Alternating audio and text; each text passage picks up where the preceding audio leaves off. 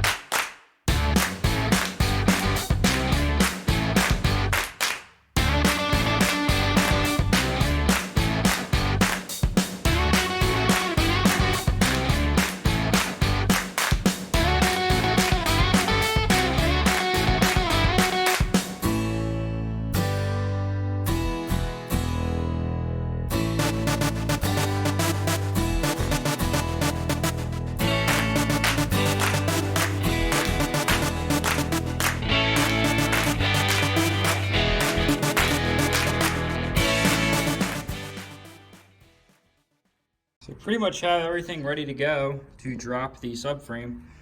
Really only took like an hour to get everything out, and I was working real slow. Just got to pull off the sleeve. We're gonna have to undo the shifter cables here. We're gonna have to undo the steering U-joint. I might do it from the inside, or I might do it out here, not sure. Last time I did it out here, and it was a little bit harder. I heard if you do it on the inside, it's quite a bit easier. And then we got the 4 subframe bolts, obviously, and we just got to undo the AC lines. Thinking about doing an AC delete, to be honest. Not sure though. And then we got to we'll undo the fuel lines down there when it starts actually dropping down. I'm sure there might be 1 or 2 things I forgot, but I think I got everything. So I'm gonna get those this all finished up real quick, and then I might go grab some dinner and finish it up tonight.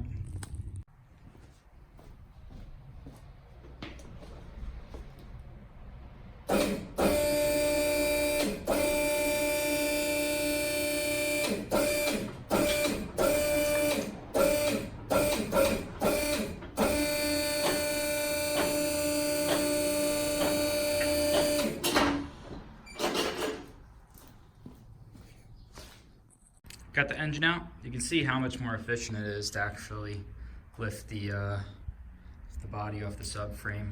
But yeah, everything looks in pretty good condition. Turbo's all good. But pull this out for a couple of reasons, basically to test fit some angle gear stuff. You can see here we got to run a new oil drain. I'm gonna go to this port here. I'll drill and tap this out. This is the RNC return port on the pre-RNC blocks. Got to do some clutch flywheel stuff, getting a new clutch and flywheel. I'll show more of that soon. And obviously I want to start playing around with the M56 and angle gear fitment and all that fun stuff. So yeah, I'm going to pull this off the subframe. I'm going to set up my overhead hoist dolly thingy-majiggy. Get that all going so I can get the engine off here and on the stand. And yeah, I mean, you can just see how much less stuff you have to take off, really, to pull the engine out like that. Like, it's really easy. Even if I should be able to torque the angle gear studs that bolt to the transmission with it in the car, and put the angle gear in with it in the car, because we tested it up, I guess, our 2 videos ago. But even if I can't, I'm pretty confident I can. I mean, it's so easy to take these engines out. Even if you go out the top, I mean, it takes another hour to go out the top, hour and a half, but it's really not that bad of a job when you got a lift. But yeah, it's so empty. We got to rip out all this heat shielding, because you can see, look at how much higher this goes for angle gear clearance. And I want to take this piece off and see how much space that cleans up. We're going to fix some of this rust we got going on here. Just gonna clean the body up. It's so weird. There's nothing in the front, nothing in the back, just a shell right now. But yeah, that's probably about it for this video. Might mess around with some stuff here and record another clip or 2, but just waiting on more parts to finish up the diff, finish up the M58 stuff, and angle gear stuff. So more content coming out soon. So I got the engine off the subframe, pulled the transmission off, clutch. Clutch looks really good. I think I pretty much have the transmission sold, but if this person doesn't go through, I want $800 for this transmission. It's got the quaif already in it. It's literally shifts perfect. Let me know, helmooseperformance@gmail.com if you want this. $800 picked up. That is an absolute killer deal. You're never gonna be able to find a deal like this again. And the clutch is in great condition too. You can see, don't really have any crazy heat marks. A little bit of heat marking on the pads, but that's normal. Trying to get rid of this too, helmooseperformance@gmail.com. Flywheel, pressure plate, and disc. Let me know if you want it, shoot me an offer. Probably around like $400 or $500 right now for that. All great condition, so let me know. But I'm gonna drain the oil real quick, so I want to see how the oil looks. See if there's any metal in it. I don't think there should be. I don't think there's gonna be, is what I mean to say. So let me pull this off.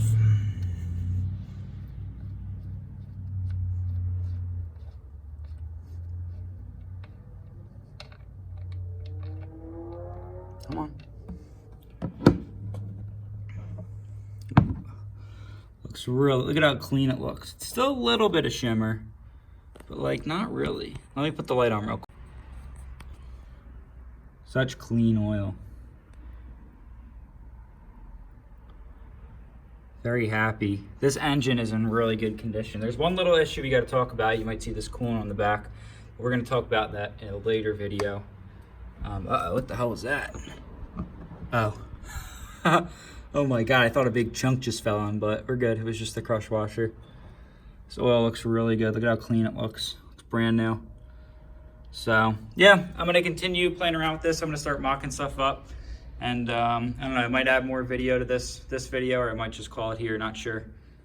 But really happy with things. Again, let me know if you want the transmission or the clutch. I have someone that says they want it, but if they don't want to give me $800, I'm open to other people coming to buy it and pick it up. So, until next video, guys. Really beautiful, no metal, no shimmer, no nothing. So this engine's definitely really healthy on the bottom end. Gonna be pulling the oil pan off because we gotta replace it with the new one to get rid of this drain. We're gonna be draining the here instead. And we'll check out the pan and maybe pull some of the bearings out, see how they look, but definitely a really healthy motor. So yeah, I'm just gonna cut it here, guys. Again, stock 707 clutch, 6-puck disc, and modified 850 flywheel for the 707 cover. And if the person local doesn't want this for $800, then this will be up for grabs too. So quaifs are $850 brand new from Demon Tweaks with shipping and importation fees. So basically you're getting a quaif with a free transmission, and it's already proven to do 700 wheel horsepower. It's already proven to do crazy shifts at 8,600 RPM. Like, the proof's there. Just watch my other videos. You know this thing's built right. I keep saying it's the last clip, but it's not, because I wanted to do this. Pulled apart the M58 and I just bolted on the bell housing, and I got the angle gear on, and it clears everything really well. You can kind of see the clearance between the oil cooler. The issue is that it doesn't like fully perfectly bolt in because there's still my oil drain bung down here somewhere. Probably can't see it, but that's not allowing this to go back all the way, which isn't allowing this flange to properly bolt in. You can see there's a little bit of a gap there and there, but that's no problem. I mean, the fitment's really good. Let's see some fitment back here. Might have to maybe trim that a little bit, but other than that, everything else is pretty good. Pretty happy with that. So this is the actual last clip now, because this is the last thing I wanted to do. It just looks so awesome. I can't wait till I get the actual billet version. Clearance is tight, but I mean, I can't even get my finger under there, but it's fine. This oil drain, we're probably gonna have to do a hard tube drain. No way AN stuff's fitting in there, but it's not a big deal. We'll get some 3/4 inch inner diameter, 19 mil, and we'll probably 90 off or 45 off. Probably do it 45 off maybe. Make a custom flange, something similar to this in thickness, and then we can just 45 or 90 off and shoot for here. We'll probably switch to like, I don't know how we'll do it, but we'll make it work.